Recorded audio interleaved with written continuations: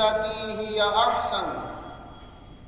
إن ربك هو أعلم بمن ضل عن سبيله وهو أعلم بالمهتدين.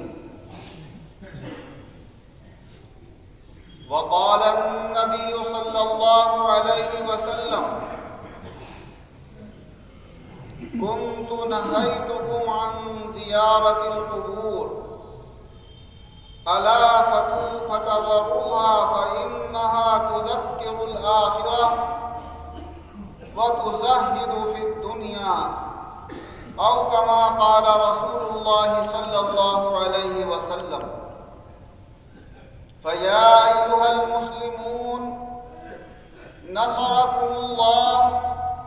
أطيعوا الله وأطيعوا الرسول ودوموا على أمره واجتنبوا عن نهيه فإن لكم فيه خير الدارين. حضرات کرام، اللہ تبارک و تعالی اپنے کلام عظیم قرآن مجید میں ارشاد فرما رہا ہے کہ لوگوں کو اپنے رب کے راستے کی طرف حکمت و سمجھداری کے ساتھ اور اچھے طور طریقے سے دعوت دیجیے اور اپنے مخالفوں کو اچھے انداز سے جواب دیجیے.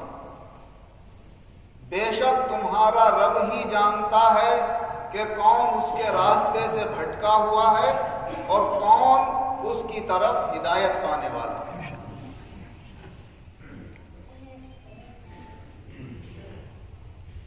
اللہ تبارک و تعالی نے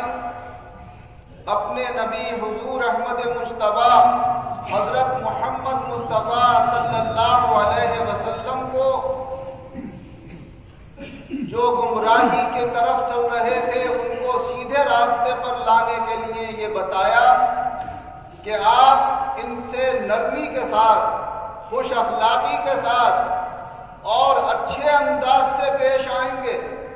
اور انہیں اس طرح نصیحت کریں گے کہ ان کے دل آپ کی طرف مائل ہوں، یہ آپ سے نفرت و بغض رکھنے والے نہ بنے، تو یہ زیادہ فائدہ مند ہوگا. اس لیے کہ اس وقت جب حضور صلی اللہ علیہ وسلم اس دنیا میں جلوہ گر ہوئے اور آپ کو تبلیغ دین کی ذمہ داری سپرد کی گئی، تو آپ سے پہلے بے شمار انبیاء علیہم الصلاۃ والسلام اس دنیا میں جلوہ گر ہو چکے تھے اور ان کے ماننے والے اپنے اپنے الگ طریقے سے اپنے مذہبی امور کو اور دنیاوی امور کو انجام دے رہے تھے. حضور نبی اکرم صلی اللہ علیہ وسلم خاتم النبیین ہیں، اور خاتم النبیین کا مطلب یہ ہے کہ اللہ کے آخری نبی ہیں، اور جتنے نبی پہلے آئے ان میں سے ہر نبی کا اپنا اپنا ایک زمانہ تھا، ایک دور تھا، اور ان کے اس وقت تک کے لیے ان کی شریعت اور ان کا قانون نافذ تھا. اور جیسے جس نبی کا زمانہ گزر جاتا ہے تو بعد میں آنے والا اللہ کا نبی اور رسول جو اللہ کے بندوں کے لیے بہتر ہوتا ہے، اللہ ان باتوں کو باقی رکھتا ہے، اور جو اس زمانے کے لحاظ سے مناسب نہیں ہوتی ہیں ان باتوں کو ختم کر کے اس کی جگہ اللہ تعالیٰ دوسرے قانون بنا دیتا ہے. اور اس نبی کی ذمہ داری ہوتی ہے کہ پہلے نبی کے ماننے والے جتنے بھی فرقے ہوں، چاہے وہ موسیٰ علیہ السلام کے ماننے والے ہوں، چاہے عیسیٰ علیہ السلام کے ماننے والے ہوں، چاہے دنیا کے دوسرے خطوں میں اپنے اپنے بزرگوں اور اپنے آقاؤں کے ماننے والے ہوں، ان کو اللہ کے آخری نبی یہ بتاتے ہیں کہ تمہارے نبیوں کا قانون ان کے زمانے اور دور تک تھا، اب اللہ نے ان میں سے بہت سی باتوں کو ختم کر دیا ہے اور اب یہ طریقہ تمہارے لیے درست قرار دیا ہے. جو حضور صلی اللہ علیہ وسلم کو اللہ کا سچا نبی مان کے چلے گئے، انہوں نے آپ کی باتوں کو تسلیم کر لیا، اور جنہیں یقین نہیں آیا یا ضد اور بغض کی وجہ سے نہیں مان سکے وہ اپنے پرانے ہی طور طریقوں کے اوپر قائم رہے، تو ان کا وہی مذہب رہا جو اپنے نبی کے مذہب پر تھے، اور وہ مذہب اسلام کے اندر داخل نہیں ہو سکے. اللہ تبارک و تعالی نے یہ فرمایا کہ اے نبی مکرم صلی اللہ علیہ وسلم، آپ کا کام تو بس ہماری باتیں ان تک پہنچا دینا، جس کا دل چاہے مانے، جس کا نہ دل چاہے نہ مانے، آپ کہیں غصے میں آ کر بد اخلاقی سے پیش بتا جانا ہے۔ آپ اپنی جگہ صحیح رہیں، جس کو ماننا ہوگا مانے گا، جس کو نہیں ماننا ہوگا نہیں مانے گا۔ یہ تو اللہ جانتا ہے وہ کس کو ہدایت دے گا اور کس کو گمراہی پر قائم رکھے۔ اِنَّكَ لَا تَهْدِي مَنْ أَحْبَبْتَ وَلَكِنَّ اللَّهَ يَهْدِي مَن يَشَاءُ۔ آپ چاہے کسی کو ہدایت دینا تو آپ نہیں دیں گے، ہدایت دینے والا تو اللہ ہے۔ آپ کی ذمہ داری ہے اللہ کی باتوں کو اس کے بندوں تک پہنچا دینا۔ حضور نبی اکرم صلی اللہ علیہ وسلم کی مبارک زندگی قیامت تک آنے والے مبلغین اسلام کے لیے ایک نمونہ، کیونکہ اللہ تبارک و تعالی فرماتا ہے لَقَدْ كَانَ لَكُمْ فِي رَسُولِ اللَّهِ أُسْوَةٌ حَسَنَةٌ، تمہارے لیے اللہ کے رسول صلی اللہ علیہ وسلم کی مبارک زندگی میں بہترین نمونہ موجود ہے۔ حضور کی زندگی کو نمونہ بنائیں اور اپنے اپنے فرائض کو اپنے مرتبے کے لحاظ سے انجام دیتے رہیں تو اس میں فائدہ ہی فائدہ ہے اور کوئی نقصان نہیں ہے۔ اسی طرح حضور نبی اکرم صلی اللہ علیہ وسلم نے جیسے اس دین کے اندر کچھ امور کو فرض قرار دیا، کچھ کو واجب قرار دیا،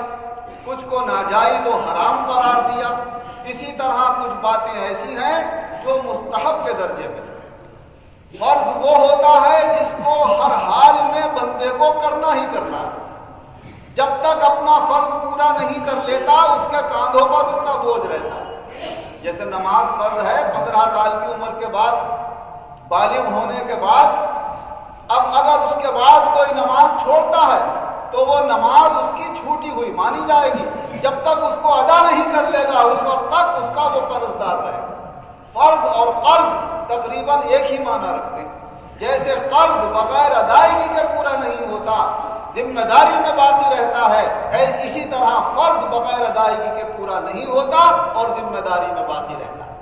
اب یا تو بندہ اگر یاد ہے تو اپنی یاد کے مطابق اسے ادا کر لے، یا پھر اندازے سے کر لے، کرنا ہر حال میں، اور پھر بھی اللہ سے توبہ کرتا رہے، اے مولا کیا معلوم کہ میں نے اندازے سے 10 نمازیں پڑھی، اپنی چھوٹی ہوئی، ہو سکتا ہے 15 ہو میری ذمہ داری میں، تو اے مولا کوئی کمی رہ گئی ہے تو تو اپنی رحمت سے معاف فرما دے۔ اللہ تعالیٰ فرماتا ہے جب میرا بندہ یہ جانتا ہے کہ کوئی معاف کرنے والا ہے اور مجھ سے معافی مانگتا ہے تو میں اسے معاف کر دیتا ہوں۔ ناجائز و حرام وہ چیزیں ہیں جن سے ہر حال میں بندے کو بچنا ہی ہے، جیسے جھوٹ ہے، تکبر ہے، غیبت اور چغلی ہے، زنا ہے، شراب ہے، قتل و قتال ہے، یہ ساری چیزیں اسلام کے اندر ناجائز و حرام قرار دی گئی۔ اگر خدا نخواستہ کسی سے ان گناہوں میں سے کوئی گناہ سرزد ہو جاتا ہے تو اس کا عادی نہ بنے، بلکہ فوراً خبردار ہو جائے کہ اللہ نے اس چیز کو حرام قرار دیا ہے اور آئندہ کے لیے اسے چھوڑ دے اور اللہ تعالیٰ سے سچی توبہ کرے۔ اللہ تعالیٰ توبہ کرنے والے بندوں کو پسند فرماتا ہے اور اللہ توبہ کو قبول فرما لیتا ہے۔ اور کچھ چیزیں وہ ہیں جو مستحب کے درجے میں، جیسے کوئی رمضان کے روزے رکھتا ہی ہے مگر اس کا دل چاہ رہا ہے کہ کسی اور مہینے کے روزے بھی رکھ تو مستحب ہے۔ حضور صلی اللہ علیہ وسلم نے بھی ہر مہینے کے تقریباً 3 روزے تو رکھے ہی ہیں، شعبان کے مہینے میں حضور زیادہ روزے رکھا کرتے ہیں، اور آپ نے فرمایا رجب و شہر اللہ و شعبان و شہری و رمضان و شہر امتی، رجب اللہ کا مہینہ ہے، شعبان میرا مہینہ ہے اور رمضان میری امت کا مہینہ ہے۔ تو حضور نے شعبان کو اپنا مہینہ اس لیے قرار دیا کہ اس میں زیادہ سے زیادہ آپ اللہ کی عبادت کیا کرتے تھے، نفلی روزے رکھا کرتے تھے۔ تو اگر کوئی حضور صلی اللہ علیہ وسلم کی اتباع میں یہ نفلی روزے رکھتا ہے تو اس کے لیے کوئی فرض یا واجب نہیں ہے، مستحب ہے۔ مستحب وہ ہوتا ہے کہ کرے گا تو ثواب ملے گا، نہیں کرے گا تو کوئی عذاب نہیں ہوگا۔ اسی طرح حضور نبی اکرم صلی اللہ علیہ وسلم نے کچھ امور اپنے عمل سے بھی انجام دیے اور کچھ باتوں کو اپنے امتیوں کے لیے بیان بھی فرمایا کہ اگر کوئی ایسا کرنا چاہے تو کر سکتا ہے۔ جیسے کہ حضور صلی اللہ علیہ وسلم کے ایک صحابی آپ کی خدمت میں حاضر ہوئے اور عرض کرنے لگے، یا رسول اللہ، میری والدہ دنیا سے تشریف لے گئی، میں ان کے لیے کچھ ایصال ثواب کرنا چاہتا ہوں، کوئی نیک عمل کر کے اس کا ثواب انہیں پہنچانا چاہتا ہوں، تو میں کیا کر سکتا ہوں ان کے لیے؟ تو حضور صلی اللہ علیہ وسلم نے ارشاد فرمایا، مدینے میں پینے والے پانی کی کمی ہے، تم ان کے نام سے ایک کنواں کھدوا دو۔ انہوں نے پانی کا کنواں کھدوایا اور کہا، ہاذہ لأم سعد، اے اللہ یہ سعد کی ماں کے لیے کر رہا ہوں۔ تو سعد کی ماں کے لیے کا مطلب کیا ہے؟ کوئی ان کی عبادت کے لیے نہیں، عبادت اللہ ہی کی کرتا ہے ہر مومن، مقصد یہ ہے کہ ان کو ثواب پہنچانے کے لیے۔ تو حضور صلی اللہ علیہ وسلم نے ان کو اس عمل کرنے کی اجازت دے دی کہ اگر تم اپنے دنیا سے جانے والوں کے لیے کوئی پانی پینے کا انتظام کر دو، ان لوگوں کے لیے جن کے لیے پانی پینے کا بہتر انتظام نہیں ہے، تو یہ ایک نیک کام ہوگا اور نیک کام کا ثواب دنیا سے جانے والوں کو پہنچا دیتا ہے اللہ تعالیٰ۔ تو ان کی نیت یہ تھی کہ اللہ اس کا ثواب میری والدہ کو پہنچ جائے، وہی انہوں نے اپنی زبان سے بھی کہا، ہاذہ لأم سعد۔ اسی طرح اگر ہم شعبان کے مہینے میں جو اولیاء اللہ سے اور بزرگوں سے طریقہ چلا آ رہا ہے کہ اس میں اپنے دنیا سے جانے والے لوگوں کو خاص طور سے یاد کرتے ہیں، تو یہ ہمارا کوئی گھر کا بنایا ہوا طریقہ نہیں ہے، یہ طریقہ حضور نبی اکرم صلی اللہ علیہ وسلم سے چلا آ رہا ہے۔ حضور صلی اللہ علیہ وسلم بھی شعبان کے مہینے میں خاص طور سے شب برات کو دنیا سے جانے والے لوگوں کو یاد فرمایا کرتے تھے اور ان کے لیے دعائے مغفرت کا خصوصی اہتمام کیا کرتے تھے۔ حضرت عائشہ صدیقہ رضی اللہ عنہا روایت فرماتی ہیں کہ ایک رات کو جو شب برات کی رات تھی، حضور صلی اللہ علیہ وسلم کو جب میری آنکھ کھلی تو بستر پہ نہیں پایا میں، اندھیرا ہوتا تھا، میں نے ٹٹولا تو کہیں موجود نہیں، تو کہا میرے دل میں کچھ عجیب سے خیال آئے، حضور کی اور بیویاں بھی تھیں، سوچنے لگی ہوں گی کہ شاید حضور کسی اور بیوی کے یہاں تشریف لے گئے۔ کہا میں اٹھ کے چلی، تو میں چلتے چلتے جنت البقیع کی طرف جو مدینہ منورہ کا قبرستان ہے اور حضور کے روضہ انور سے جو آپ کا پہلے گھر تھا کچھ ہی فاصلے پر، کہا ادھر کو چل دی۔ جب وہاں پہنچی تو میں نے دیکھا کہ حضور صلی اللہ علیہ وسلم جو قبرستان میں آرام فرما ہے ان کے لیے مغفرت کی دعا فرما۔ تو گیا میں وہاں سے پھر یہ سوچ کر واپس ہو گئی کہیں حضور کو اس کا علم نہ ہو جائے کہ میں آپ کو تلاش کرنے نکلی، تو میں آگے آگے چلی، حضور پیچھے پیچھے آ رہے تھے، میں تیزی سے آئی اور آ کر اپنے بستر پر لیٹ گئی۔ حضور صلی اللہ علیہ وسلم تشریف لائے، میرے قریب آئے، دیکھا تو میرا دل دھڑک رہا تھا، سانس پھولی ہوئی۔ اے عائشہ یہ کیا سانس کیسی پھولی ہوئی؟ تو کہا میں نے پھر بتایا، یا رسول اللہ آپ کو میں نے بستر پر موجود نہ پا کر میں اس خیال سے آپ کی تلاش میں نکلی تو میں نے تو کچھ اور ہی منظر دیکھا، میرا خیال کہاں جا رہا تھا اور آپ اپنی امت کی فکر میں تھے۔ تو حضور صلی اللہ علیہ وسلم نے ارشاد فرمایا کہ ہاں میں تو اپنے بستر پر آرام کر رہا تھا، جبریل امین علیہ السلام تشریف لائے اور انہوں نے کہا کہ اللہ یہ فرما رہا ہے کہ آج کی رات اللہ تعالیٰ اپنے بندوں کی قبیلہ بنو کلب کی بکریوں کے اوپر جو بال ہیں ان سے بھی زیادہ اپنے بندوں کی مغفرت فرماتا ہے۔ یا بعض روایتوں میں یہ ہے کہ بنو کلب میں جتنی بکریاں ہیں ان کی تعداد کے مطابق اللہ تعالیٰ مغفرت فرماتا ہے۔ تو کہا مجھے اپنی امت یاد آ گئی، اس لیے میں جنت البقیع میں گیا اور میں نے اللہ سے ان کے لیے مغفرت کی دعا کری۔ تو اس رات کو جو شب برات ہے خاص طور سے اپنے دنیا سے جانے والے مومن بہنوں اور بھائیوں کو یاد کیا جائے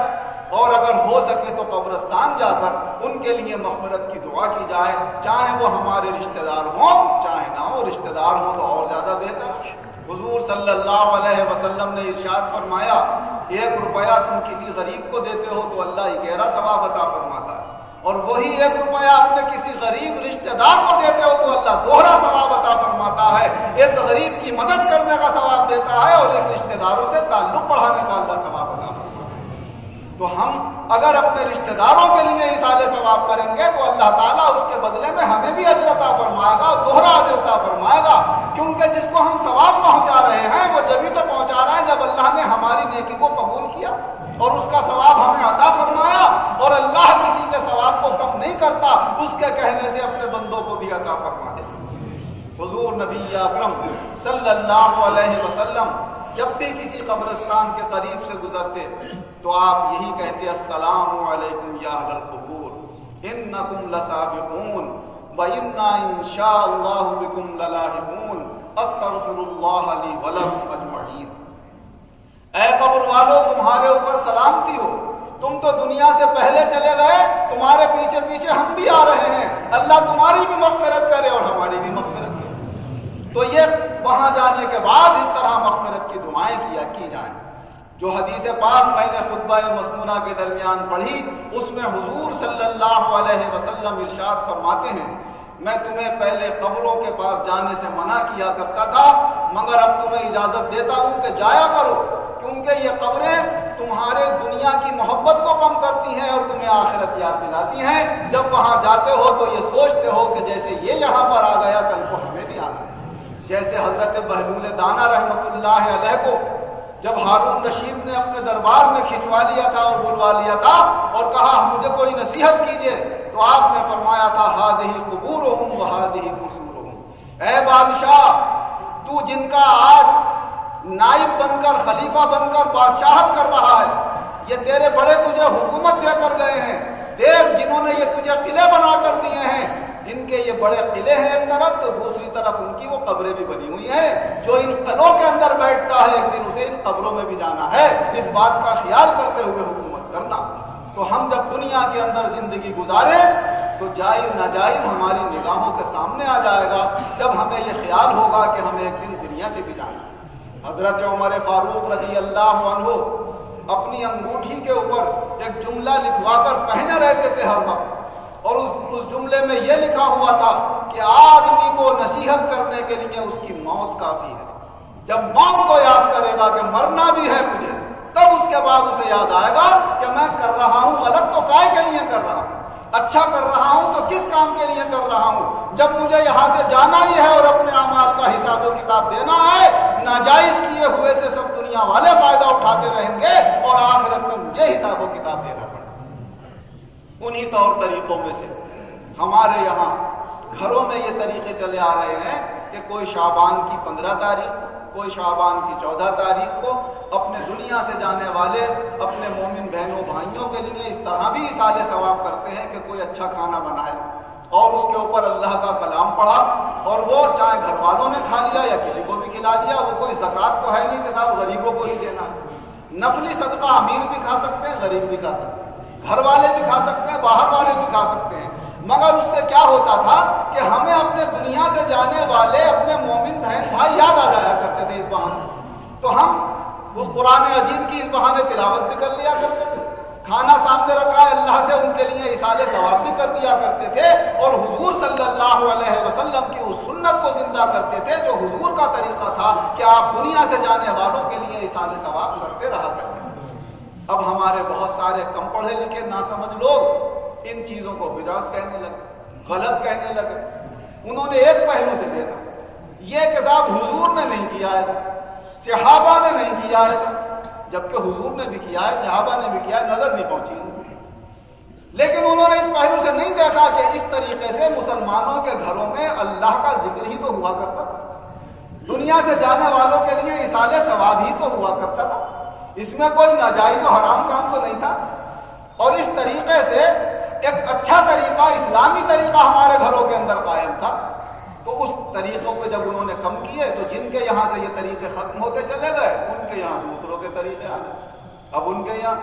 ہیپی برتھ ڈے منائی جائے گی صاحب، شادی کی سلور جبلی منائی جائے گی صاحب، یہ کس کے طریقے ہیں؟ ان انگریزوں کے۔ جو طریقے اللہ کے دوستوں کے تھے وہ بدعت ہو گئے، جو اللہ کے دشمنوں کے طریقے تھے وہ ہمارے گھروں کے اندر آ گئے۔ یہ کتنا بڑا نقصان ہوا ہماری قوم کا، تو ہم نے اس نقصان کی طرف نظر نہیں کی، صرف ایک ذرا سی بات کو دیکھی۔